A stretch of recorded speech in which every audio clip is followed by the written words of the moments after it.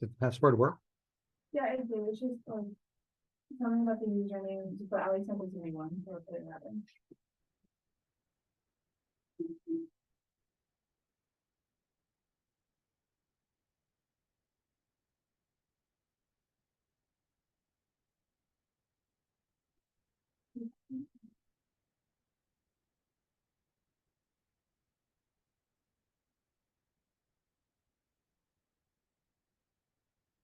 We could start.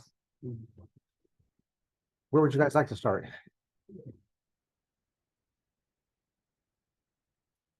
I think the main character has bipolar mania with psychotic features, and then he manages it with substance use. I think a lot of this kind of things out. Yeah. Agree. So you're thinking of primary mood anxiety cluster with the most likely diagnosis of bipolar. Okay.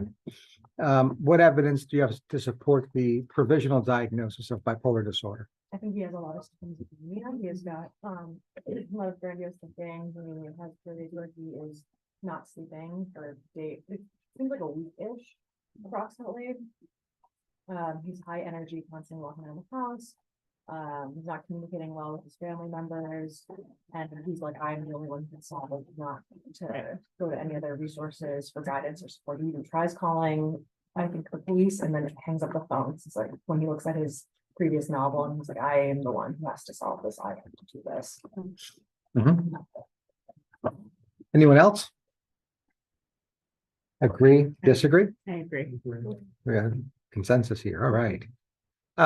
If you adopt bipolar as your most likely diagnosis, as a provisional diagnosis, what does the APA require you to now do?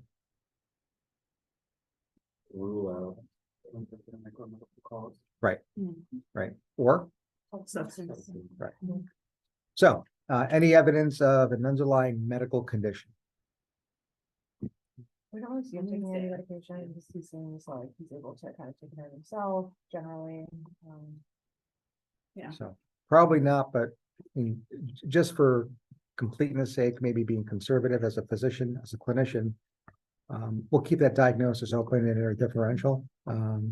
He is middle-aged, he is male. We don't know how his routine follow-up of his primary. And necessarily they're not going to offer that in the script. Substance use. Alcohol abuse. Yeah. Yeah. And I think that's fairly well written into the script. Right. So we're going to probably have to keep that in our differential diagnosis as well, as a substance-induced or alcohol-induced bipolar disorder.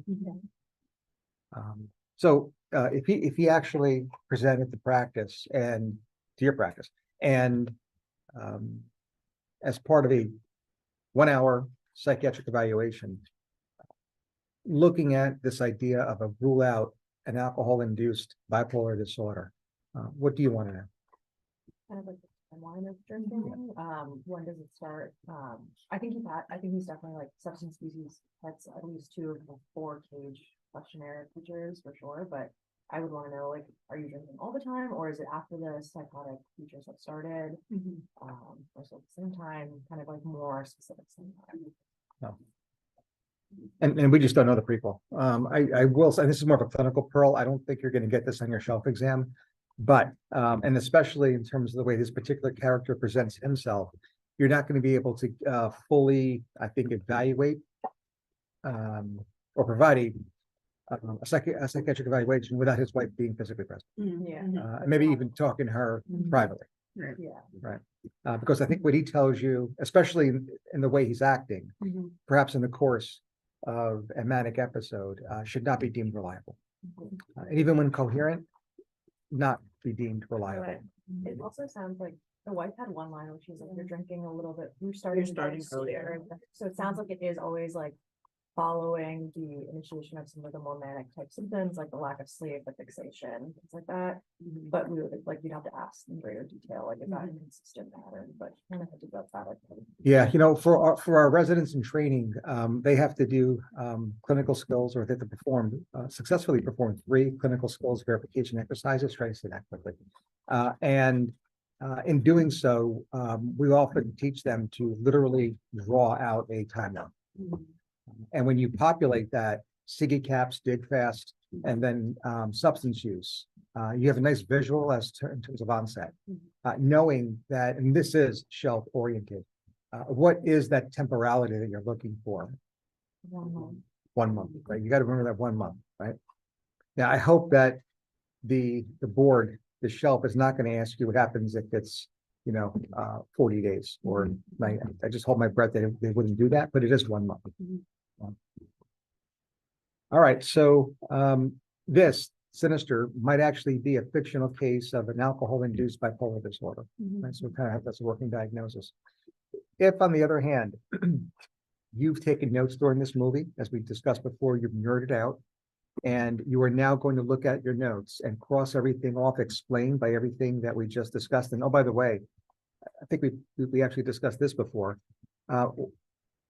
What's the percentage of individuals with bipolar 1 who will endorse having experienced psychosis at some point in their life? Yeah, right. So very, very consistent case here. Now we're going to cross off everything that is on your notes page, aka everything that you've seen and observed. Would there be anything left to develop further diagnoses, perhaps a differential, secondary, tertiary diagnosis? Because again, if your answer is no, and therefore everything that you've seen is in fact explained by everything we just discussed, we've nailed it. It's pretty much it, right? And you'd work the patient case very, very similar. You guys okay over there? Okay. How are they saying the audio is? It's okay? All right.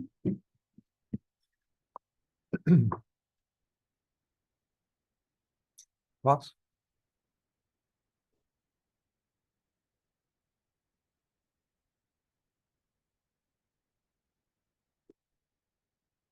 So I'm actually taking this collective silence as perhaps nothing much more to discuss for this particular character. I did want to bring up the issue, and not that it necessarily answers this question of visual hallucinations, because within mental illness, they're relatively rare, right? But you told me that this may have an organic pathology, and the role of alcohol here could actually be to induce those visual hallucinations. So whether or not we would kind of classify that outside of the alcohol-induced bipolar or within the context of, I think, is semantics. But in either case, we really would want to tease out those timeframes. I have a question. I think one thing I was thinking of when I was watching the movie, just like as another possible diagnosis, as like a possible personality disorder, like how would you kind of like maybe like a narcissistic personality? Because I feel like he was also exhibiting some of those traits. Do you like tease that away towards like more bipolar, given like the other compounding symptoms he's having? Initially, yes. Okay.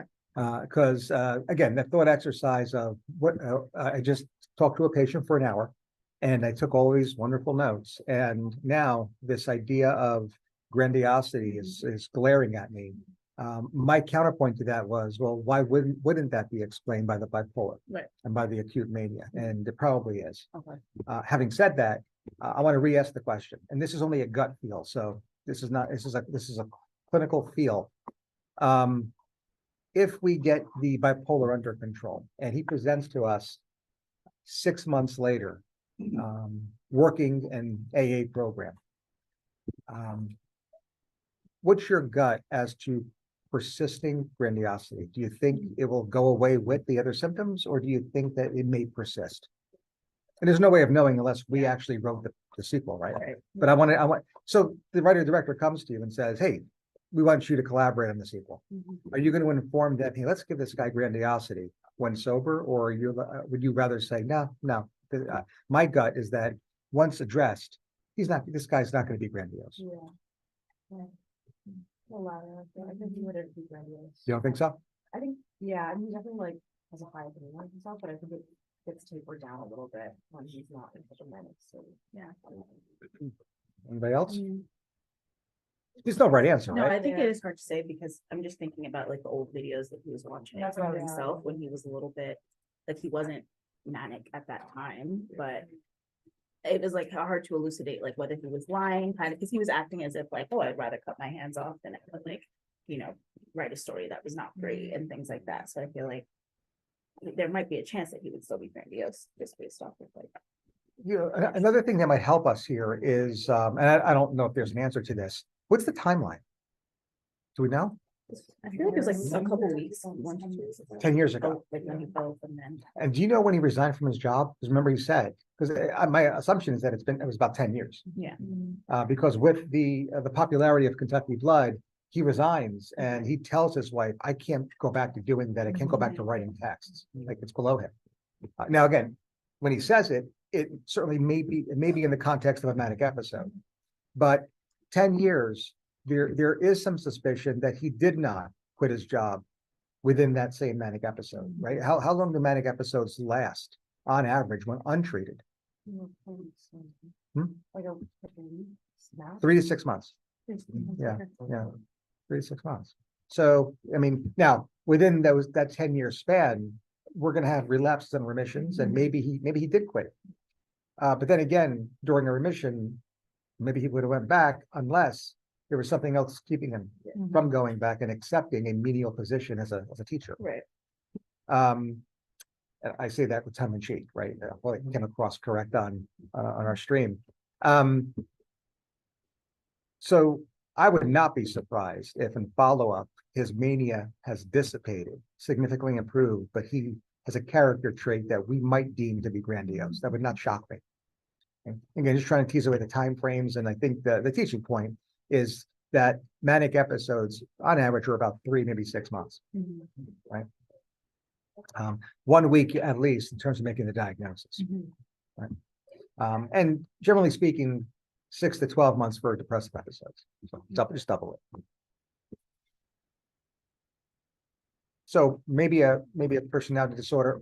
Maybe we just put it not in the assessment section, but in the formulation section. That's just something to look out for with continued care, because he'll be following up as an outpatient. Since we're discussing this, if that is the case, if we actually were able to collaborate on the sequel, by the way, the sequel, what personality disorder do you think you'd want to consider here and evaluate for? Somebody may have said it already. Yeah. Yeah, the individual who believes they are special and arrogant, and that they can only be understood by someone as special as they are. Right. So that's the kind of the cardinal feature.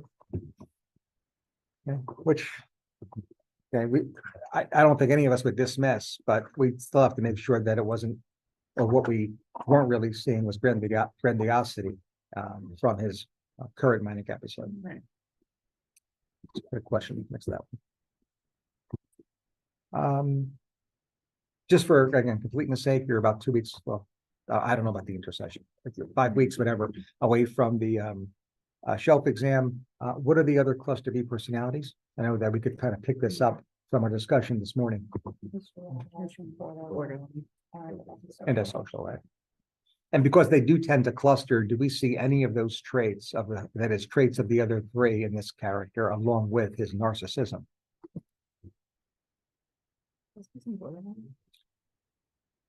Maybe some borderline traits as well. What did you identify as a potential borderline trait? I think his like dramaticism, I guess, isn't that like it's kind of like over embellishing everything, like the over importance of things. I feel like can be a borderline trait. Yeah, I mean, again, we have to tease that away from the Yeah. inflated self-esteem Right, that's yeah. already defining. But yeah, well, something to investigate, because again, we want to miss that.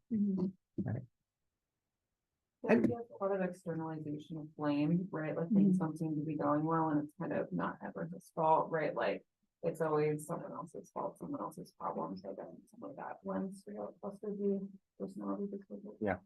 No, I agree. And again, and a trait that might persist even when sober. And something, again, we'd have to look out for in a treatment plan. Anything else with this character? Do you like him? That was quick. So, at what point did you not like, I won't say dislike, not like him? Very early early life with was his wife. wife. Yeah. From the First 10 minutes. Yeah, first 10 minutes, yeah. when she said like, are we living close to a crime scene? And he was like, no. I was like, Yeah. "Okay." Yeah. I went downhill. I like him worse. Again, Yeah. Like, on the ranking. Yeah. He's lower than the actual. I agree. I'm not sure how much weight to put on this, but when they move into that house, I mean, literally are moving into that house, and his wife does ask him whether or not, and I think she uses the word again, you're not Yeah, moving us again. next door to a crime scene again. That was premeditated. Yeah. It wasn't like it was impulsive. And that premeditation might go somewhat against the idea that he's manic. Or manic, at least at the time he made that decision to move his family into the house in which that murder took place. Right, something to consider. And what that might mean in terms of our differential. That is highlighting that maybe there is a personality disorder here. But again, we'd have to see it longitudinally. But that's something, again, that's suggestive that this might be more to it. Other thoughts about him? Anybody like him?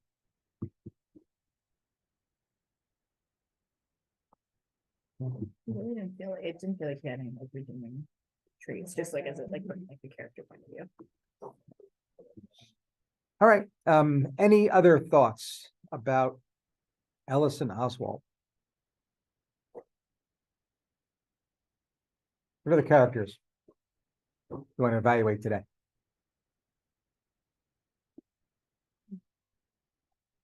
Deputy so-and-so. Oh, no, it's a good one. Anybody you want? I don't know. I feel like it's a mixed bag between thinking that it is a shared delusion with him, because for a while, he was like egging it on and going with the delusion, the reporter had. But then we also thought that he was a figment of the imagination and played more into the psychosis. If the reporter was having, like, if he was he truly there or not?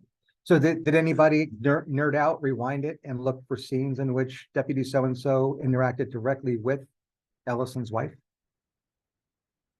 There were none? Whenever the other one come on. Mhm. Okay. Even when he With the first, sheriff. in the beginning, yeah. Also, sheriff is also there. Well, no, the sheriff's name. It's about, he was one of the two cops. Yeah, like standing outside. Mhm. And when he first came to the house because of all the roof, When he when he fell fell over, through the, yeah. yeah. Yeah, I don't think that we saw him speaking to his wife even. Yeah, it's interesting. If he isn't real, and I think that's a valid interpretation. And when he interacted with the sheriff directly, I know that Ellison Oswald was in that scene, right? Because that's when he was moving in. But was he actually in that conversation? Because if the answer is no, we still have kind of a little bit of a hook here, right? I mean, a conversation between three people would significantly weigh against this conspiracy theory. But otherwise, if we decide that Deputy so-and-so is not real, what he does and what that would mean in terms of, for lack of a better word, Ellison's psyche is very telling, right? You mentioned egging him on. He would almost be an auditory hallucination, right? And what are auditory hallucinations? If you think about the continuum, and we could actually pick up on this morning's conversation, when we evaluate someone during a mental status examination, there are different examples of thought content and therefore deficits within thought content. Obsessions and delusions are easy examples. We kind of differentiated between the two this morning, but what are they? Like, what is a delusion? It's a thought. It's a thought in which the individual has zero insight and therefore experiences it as coming from outside of their body, right? So,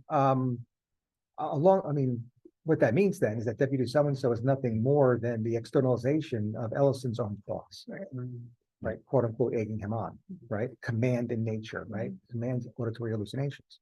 And I think it was even like he also played the role of kind of that voice in his head being like, what are you doing? Because there was the whole scene of like, I would never stay a night in this house. Like if I like, I would never have moved my family. So it also felt like maybe something in his head at that point when he started seeing things and hearing things was like, what have you done? Now, what would be kind of cool if you guys are really, really desperate? Do you guys have independent projects anymore? Scholarly activities? They're coming back. Because to actually take this movie and edit out Deputy so-and-so and actually have Ellison talking to no one in those scenes might be a kind of cool look. I mean, I would watch that, right? And putting that up on YouTube and building a didactic around that would be a pretty neat and fun for a psychiatrist. Now, I don't know who's going into psychiatry here beyond our 4th years. And too bad you don't have a scholarly project. That would be pretty cool. But I digress. Anything else with Deputy so-and-so? Let's say he is not a figment of Ellison's imagination and is real.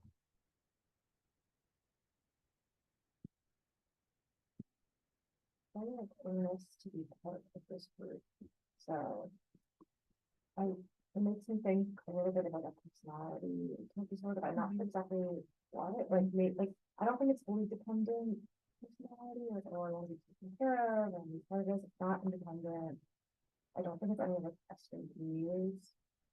And then Professor A, like maybe it's a typo because we're like falling into this delusion, but I feel like usually if it's a typo, you have a little bit more.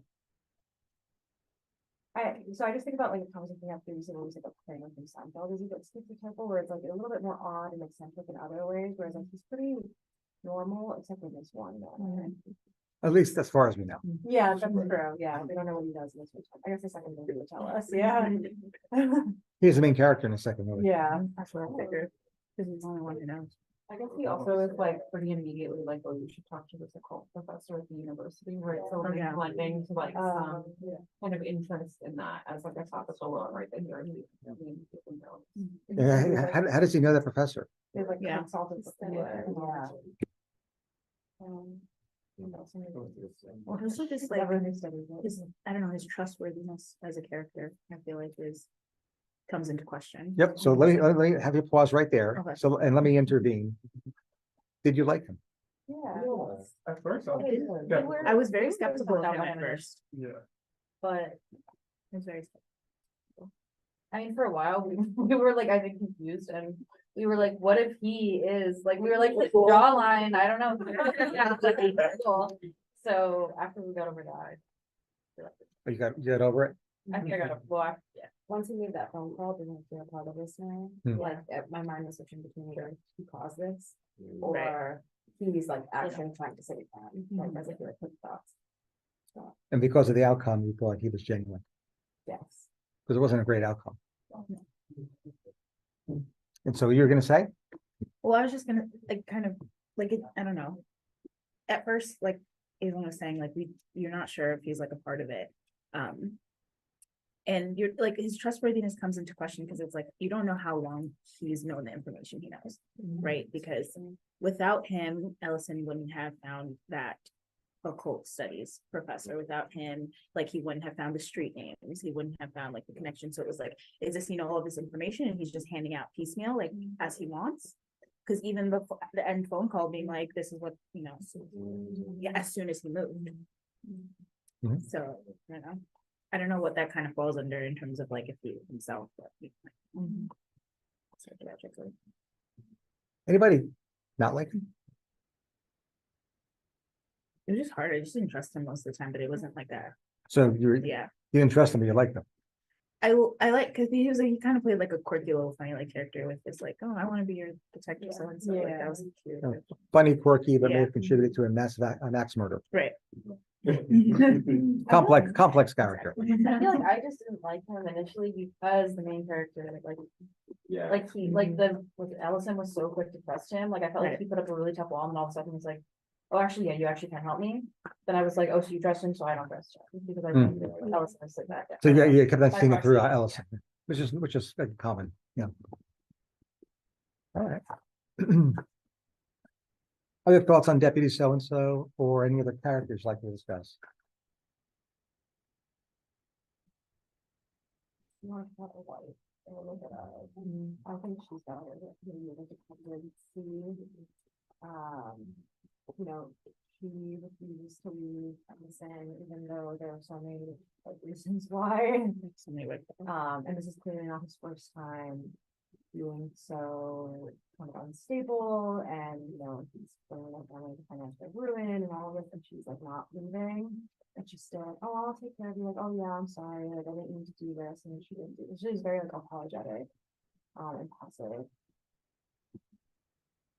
So, personality.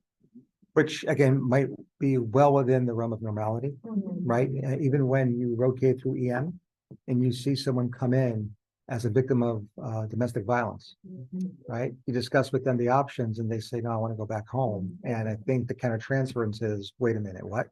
But you have to respect that, right? You have to give them the proper numbers and the resources available, but it's not like you're going to stop them, right? Comes up on boards all the time. So that would be applicable here too. So, I just think it's because I was like, oh, I take it back. I think I think more that she's like one of the manipulative relationship, because I think Allison is very manipulative. Yeah.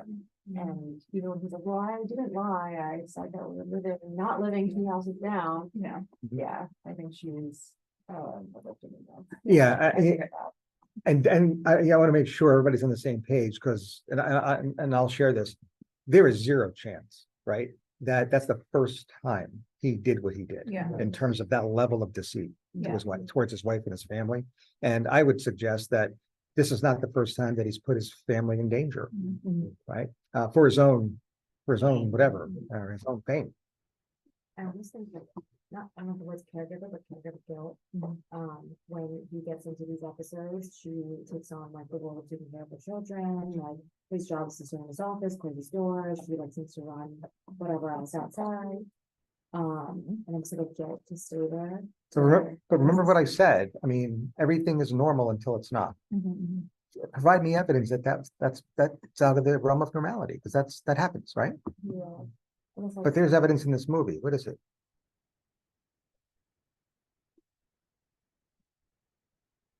you mean, like evidence that it's That- not normal for her to be taken care of in this way. Well, the way that is the result of her taking care of her family in such a way is clinically significant. Why?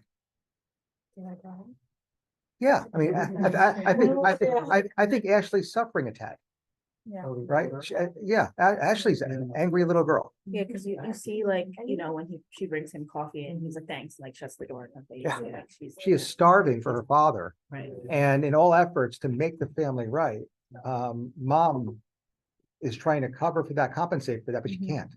And just ask Ashley if she's successful in doing it. That's not to blame mom. That's to identify that she's unable to actually be able to compensate for this patriarch who absolutely is not only mentally ill, but has his mental illness resulting in clinically significant impairment of others interpersonally. Right. No, I love the scene where, at the kitchen table in the morning, he brings up like about his son's night terrors and his daughter shuts food, go ahead and I know too, and he's like, basically like, not gonna, like, That's not good. this Yeah. doesn't matter. Yeah. Like, Right. Yeah. 100%. Yep. And when she approaches him with an axe, what does she tell him? When I make you go Yeah. Let me get famous now, Yeah, baby. right. Right. She really did. That was like, that was a power line. Yeah. Yeah. Right. And she's right. Here we are talking about him. Yeah. Right. I'll make you famous. Right. So again, I mean, starving for her father, he's chosen his own fame and not fortune, but he's chosen his own fame over his family, and his daughter resents him for it and tells him at the end, I'll make you famous. Right. That's something she's kept in for a while. Yeah. Right. And we see that kind of come through in her painting as well. Mhm. Right. Which for children is not out of the realm of, expectation. Also interesting, like all the paintings that maybe become like really large and really big, and she's like kind of like have this, he's like right, he's like always limited to one wall, and now it's like these giant paintings all over the hallways, and then also she has a like smaller one that they show at the end, but like leading up to it, there's a ton of like bigger stories, like she's like kind of exploring in this freedom a little bit. Yeah. Oh, yeah. Oh, yeah. So I mean, unfortunately, I can't get too into what ails Ashley. From a child adolescent perspective. I'm gonna call Dr. Lowry in here. But she's certainly struggling. Right. Well, yeah, we can get into this a little bit because it's purely theory. And I honestly don't know to what extent it really does inform psychotherapy. I would guess that for people who are analytically oriented, it's fairly straightforward. But not everybody is analytically oriented. Like, not everybody practices psychoanalysis. But if you were to evaluate someone with anorexia nervosa, we know that it's a very chronic, debilitating illness with a significant high rate of both morbidity and mortality, especially within psychiatry. The cause of anorexia is multifactorial, biopsychosocial, and often deals with some order of control and need to gain control. With all that stated, and I think that's fairly straightforward psychotherapy or treatment planning within psychotherapy. The analyst takes it one step further. Okay, whether you agree with it or not, it's theory, and that is, what are some aspects of the individual, usually a girl's developmental history, that we find somewhat consistently, that then often becomes the focus of therapy in cases like this. In addition to the idea of power and control, etc., what are some other aspects in the etiology and development of children that pose risk for anorexia in particular? Yeah, so they start to believe that they are overweight despite being underweight, right? What else? What causes that belief and that fear of gaining weight? And for any child, others starts where? At home, yeah. So now we're looking at the parents and the role the parents play in the risk for future eating disorder and anorexia in particular. So tell me a little bit more about the quality of the child-parent relationship.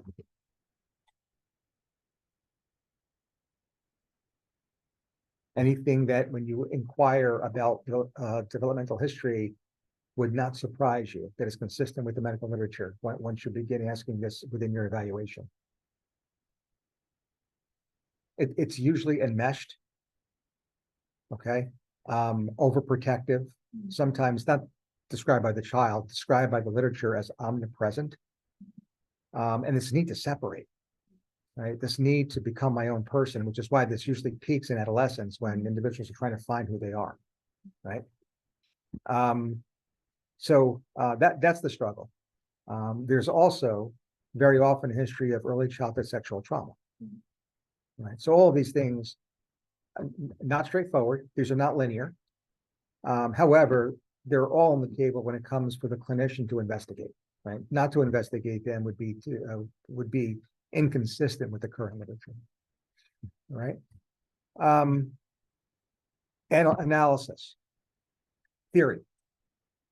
The individual, it's usually a girl, feels that she needs to escape from the omnipresent mother.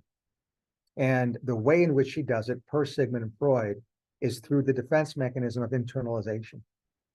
She internalizes the mother object and then starves her to death, which becomes manifest as an eating disorder. Right, it's a way to symbolically kill off mom, but the superego will allow it, right? Because it's not violating any rules or taboos of our culture.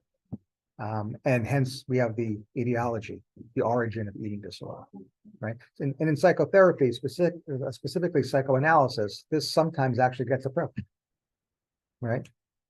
Now, in this particular case, dad is absent, mom is the caretaker, so mom is going to be, unfortunately, the focus of this little girl's attention. Although certainly by adolescence, she's able to have a conscious awareness of how much she hates her father, right? So this film turns out to be a film about both patricide as well as matricide. And the reason why I wanted to bring this up is, again, just to give you a flavor of the next film you watch. and not necessarily when I'm assigning, but generally speaking, when you watch future films, is that any film in which you see matricide cast, I want you to think as a symbolic ideology of eating disorder. And wonder if this is about eating disorder. Because as soon as you think that, you begin to look for other clues. What's the family dynamic like? Are they wearing loose-fitting clothes? What are some other aspects of eating disorder, anorexia in particular, that I want to look out for? Right? Because sometimes it clicks, and sometimes the idea of eating disorder as a provisional becomes validated and supported. Right? Ashley Oswald does kill her mother. Right? Now I know that the father's death is the one that's dramatized, but she does commit matricide, and she's very angry. And it's just food for thought. If you were to rewatch this, I suggest that you focus. I mean, you might want to read board review in terms of anorexia, but then watch it with the eye towards whether or not those signs of anorexia were right there and you missed it the first time you watched this, because there are some that are there. Thoughts, comments, feedback?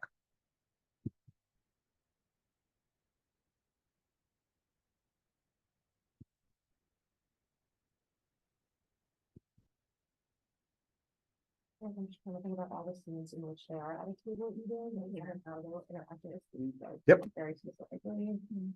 I think about like the first dinner scene when they're just sitting together, and I don't know, I mean, they're mostly talking about like financial state, which was gonna be, like, it was more, I think like mom says, like, when we make, or dad says, like, when we make more money, we'll be able to buy more food or something to that effect, and like, mom tells Ashley, like, no, you can't have like seconds or whatever. And I think in that context, they're talking about like the financial state of the family, but yeah, and also, mom being restrictive of like daughters eating, which can be like, that's something that can be seen in like a lot of cases as well.